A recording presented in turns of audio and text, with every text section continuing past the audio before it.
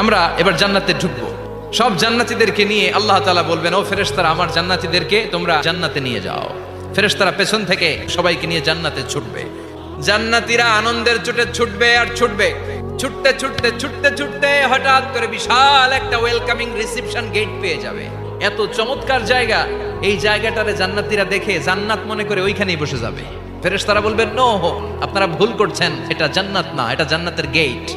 জান্নাতীরা আবার এই জায়গা ছেড়ে হাঁটতে শুরু করবে। হাঁটতে হাঁটতে হাঁটতে হাঁটতে দ্বিতীয় ওয়েলকামিং রিসেপশন গেটের সামনে এসে, যে এইটা তো জান্নাত না হয়ে পারেই না, কারণ এইটা আগেরটার চেয়ে অনেক বেশি সুন্দর। ফেরেশতারা আবার বলবে, you are absolutely wrong man. আবার জান্নাতীরা ছুটবে।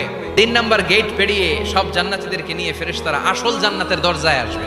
আসল দরজা দিয়ে যখন জান্নাতের ভেতরে জান্নাতীরা ঢুকবে, জান্নাত দেখে তারা অবাক। সব মানুষগুলো আনন্দের চোটে তাদের মুখ দিয়ে একটা শব্দ বের করবে, শব্দটা হলো আলহামদুলিল্লাহ।